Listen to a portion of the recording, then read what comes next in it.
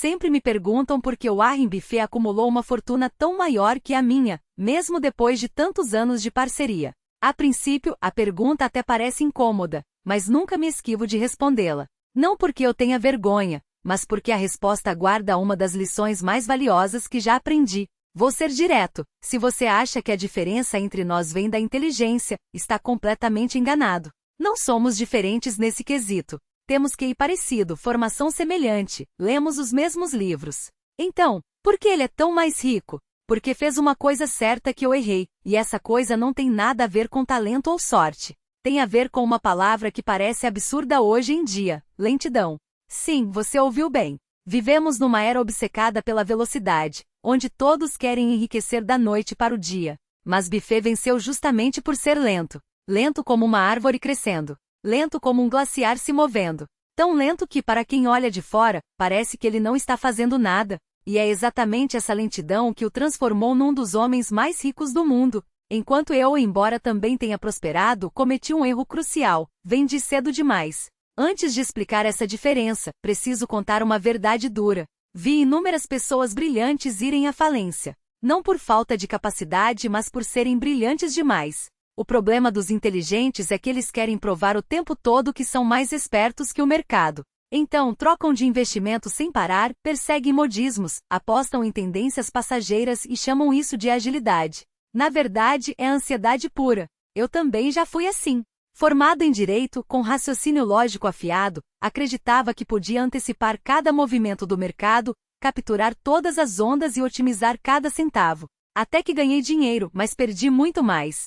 Lembro de empresas excepcionais que comprei. Negócios sólidos com gestão competente e produtos vencedores. Quando o valor dobrou, vendi. Achava que estava sendo prudente, que era uma vitória da razão. 10 anos depois, aquelas mesmas empresas valiam 20, 30 vezes mais. Não vendi apenas ações. Vendi o futuro. Esse é o erro típico dos inteligentes. Eles têm pressa em provar que estavam certos. Buffett, por outro lado, nunca teve pressa de provar nada. Comprou Coca-Cola e simplesmente ficou com as ações por décadas. Não era genialidade.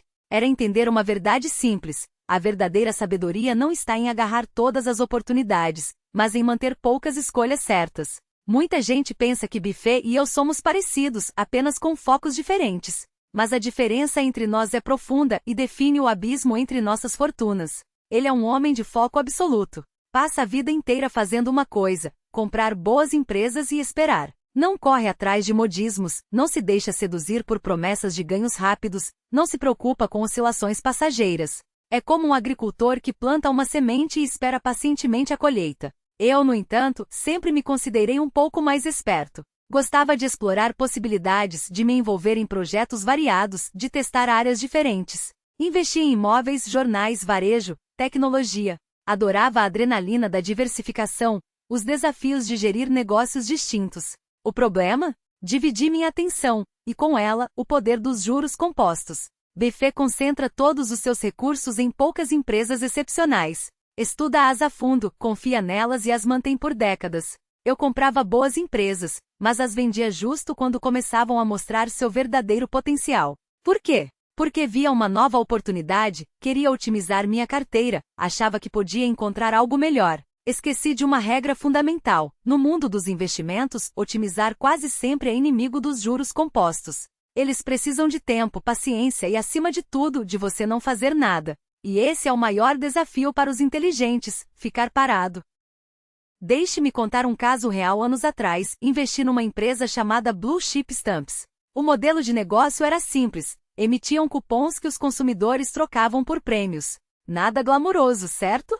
Mas a empresa tinha fluxo de caixa estável, quase não precisava de investimentos adicionais e gerava lucros consistentes. Comprei, ganhei um pouco e vendi. Por quê? Porque achei que o potencial de crescimento era limitado e queria aplicar o dinheiro em algo mais promissor. Resultado? Anos depois, Buffett comprou a empresa e a transformou numa das bases do seu império. Aquele fluxo de caixa virou combustível para outras aquisições. Enquanto isso, eu reinvesti em projetos que pareciam mais inteligentes, mas nenhum se comparava àquela empresa sem graça. Outro exemplo: investi num jornal local nos anos 1960. Era um negócio sólido, com posição dominante no mercado e receitas estáveis de publicidade. Ganhei dinheiro, mas vendi. Por quê? Porque temia que a televisão acabasse com os jornais. Parecia uma decisão racional. O problema é que a era de ouro dos jornais durou décadas. Quem manteve as ações multiplicou seu patrimônio. Buffett, por sua vez, comprou o Washington Post e nunca mais vendeu. Não tentava adivinhar o futuro. Olhava apenas para o valor da empresa. Sabia que se o preço fosse justo, mesmo com riscos à frente, ainda valeria a pena. Eu, com minha inteligência, sempre tentava antecipar o futuro. E adivinhar o futuro é a coisa mais cara e inútil que existe. O verdadeiro segredo dos juros compostos não é o retorno, mas a continuidade. Muitos já ouviram falar desse conceito, mas poucos o entendem de verdade. Acham que é uma questão de matemática. Na realidade, é uma questão de comportamento. O poder dos juros compostos não está no tamanho dos ganhos, mas na sua capacidade de não interrompê-los. Buffett entendeu isso desde o início. Eu demorei décadas para aprender. Sabe por quê? Porque os primeiros 10 anos dos juros compostos são os mais dolorosos. Você quase não vê resultados. Seu dinheiro cresce devagar, tão devagar que você começa a duvidar de tudo. Será que deveria mudar de estratégia? Buscar retornos maiores? Fazer alguma coisa? É nesse momento que a maioria desiste. Buffett nunca desiste. Comprou ações da Coca-Cola e ficou com elas por décadas. Comprou ações da American Express e não mexeu por anos. Sabia que enquanto os fundamentos da empresa não mudassem, não precisava fazer nada. Eu, por outro lado, não aguentava a espera. Via os números na tela, achava que deveria garantir os lucros. Via novas oportunidades e queria realocar o capital. Resultado? Perdi o momento em que os juros compostos começavam a fazer mágica de verdade. A verdadeira magia dos juros compostos não está em encontrar as melhores oportunidades, mas em segurar as boas até que o tempo as transforme em algo extraordinário. E isso não exige inteligência, exige caráter. E caráter é o recurso mais raro do mundo. Vou fazer uma pergunta. Quando uma ação que você comprou sobe 50%, o que você faz? A maioria vende. Por quê? Porque tem medo de perder o que já ganhou. Esse é o chamado aversão à perda, um dos maiores defeitos humanos. Temos muito mais medo de perder do que vontade de ganhar. Então, quando lucramos um pouco, queremos garantir o lucro. O problema é que os grandes investimentos só começam a valer a pena depois desses 50%. Buffett comprou ações da Coca-Cola e elas subiram um pouco nos primeiros anos. Mas a verdadeira fortuna veio nas décadas seguintes, com os juros compostos trabalhando. Se ele tivesse vendido aos 50%, hoje seria apenas mais um investidor comum, não uma lenda.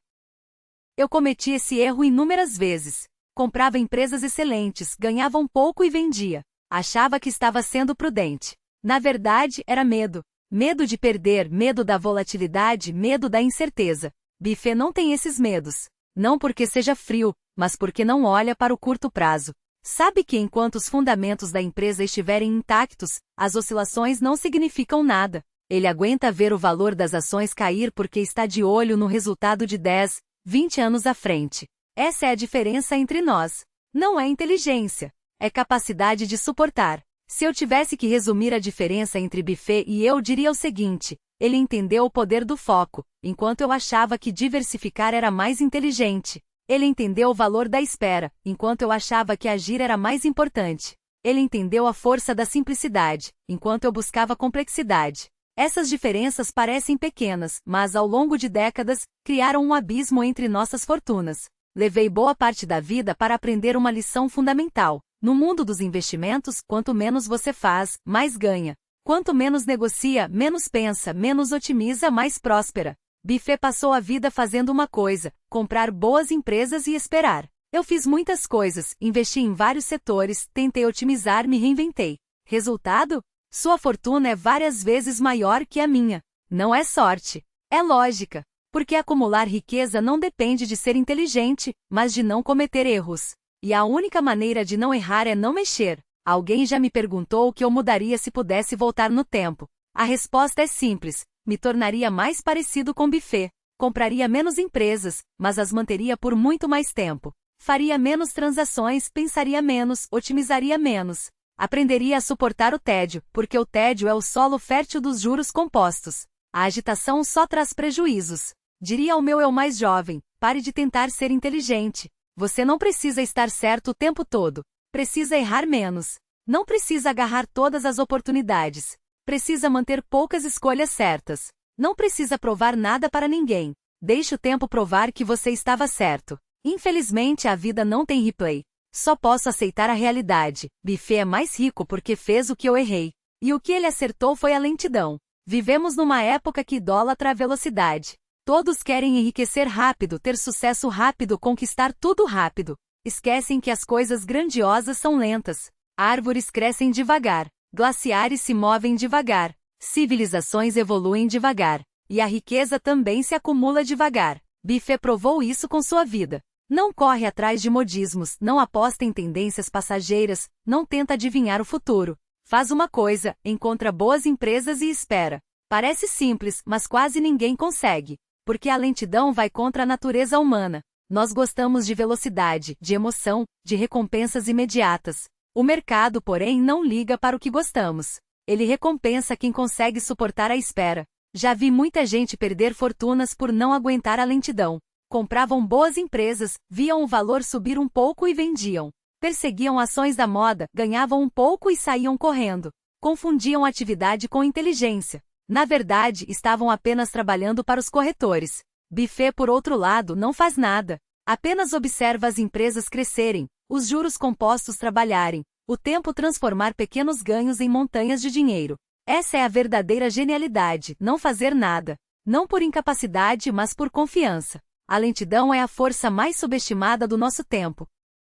Vivi quase um século e conheci muita gente. Alguns morriam de fome, mas viviam como reis. Outros nadavam em dinheiro, mas viviam como escravos. A diferença não estava no que possuíam, mas no que entendiam. Buffett é mais rico que eu, mas mora na mesma casa desde 1958. Dirige um carro comum, come hambúrgueres, não precisa de luxo para se sentir realizado. Não usa o dinheiro para provar seu valor porque já sabe que o valor não está no saldo bancário, mas na paz interior. Eu também não invejo quem tem mais. Porque entendi que dinheiro é apenas uma ferramenta, não um objetivo. A verdadeira riqueza é quanto tempo você consegue viver sem trabalhar e não entrar em pânico. A verdadeira liberdade é dizer não às oportunidades idiotas. O verdadeiro sucesso é chegar ao fim da vida e perceber que não perdeu a cabeça por causa do dinheiro. Buffett conseguiu isso. Eu também. Nossas fortunas são diferentes, mas nossas vidas não. Porque ambos aprendemos a lição mais importante. A essência da riqueza não está nos números, mas na tranquilidade.